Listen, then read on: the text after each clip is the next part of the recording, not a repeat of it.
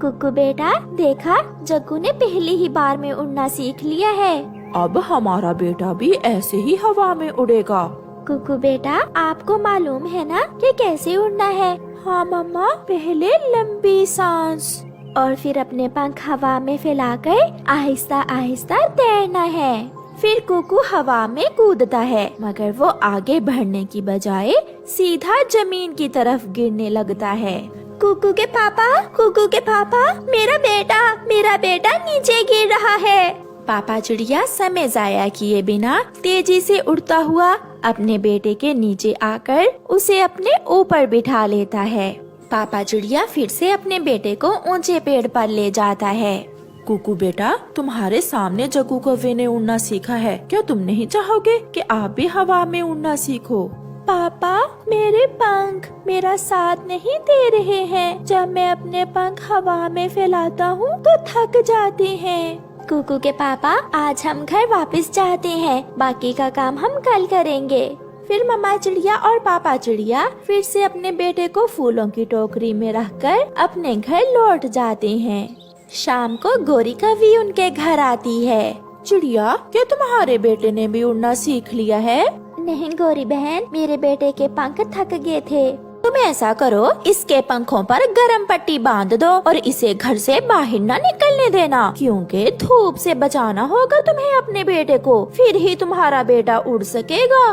गोरी चली जाती है और मम्मा चिड़िया अपने बेटे के पंखों पर पट्टी बांध देती है। पापा चिड़िया भी भोजन लेकर घर आ जाता है। कुकू की मम्मा, कुकू के पंखों पर पट्टी क्यों बांध दी है? गोरी कौवी आई थी, उसने बताया है कि कुकू को धूप में नहीं निकलने देना और पट्टी बांध कर रखनी है, ऐसे हमारा कुकू उड़ सकेगा।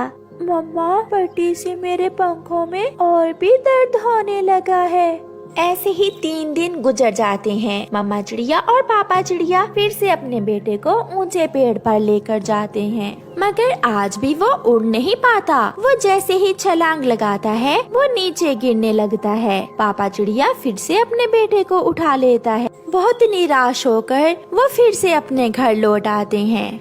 घर में कुकू की नानो आई हुई थी। आप सब कहाँ गए हुए थे बेटा? माँ, कुकू को उड़ना सिखाने ऊंचे पेड़ पर गए थे, मगर कुकू इस बार भी उड़ ना सका। किसी डॉक्टर को दिखाया है क्या? नहीं माँ, गोरी कौवी ने कहा था कि पंखों पर पट्टी बांध दो और इसे धूप में न निकलने देना। बेटी, ये सब घरेलू टोटके आजमाने से पहले हमें जरूर किसी डॉक्टर को मिलना चाहिए। हो सकता है कुकू में किसी विटामिन की कमी हो।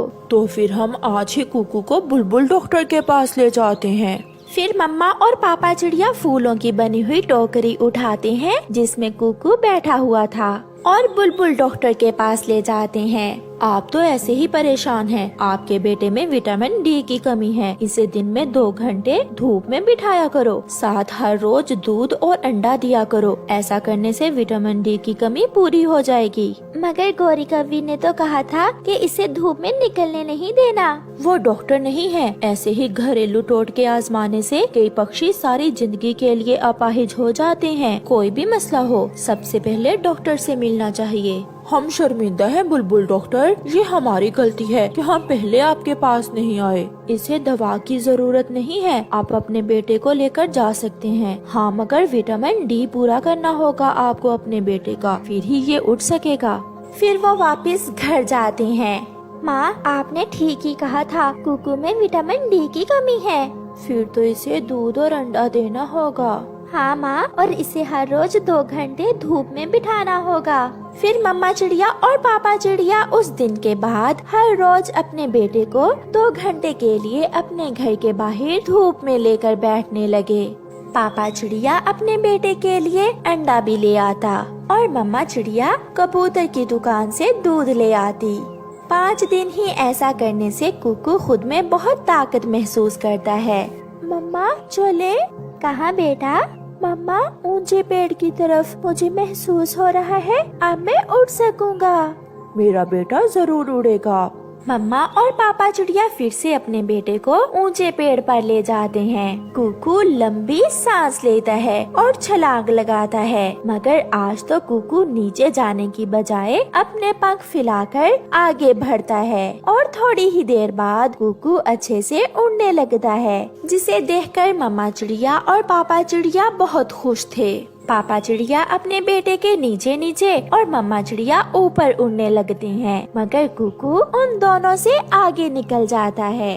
प्यारे दोस्तों, इस कहानी से हमें सीख मिलती है कि कोई भी बीमारी हो या कोई भी प्रॉब्लम, सबसे पहले डॉक्टर से मिलें, क्योंकि डॉक्टर हमें बेहतर तरीके से गाइड कर सकते हैं। आपका धन्यवाद।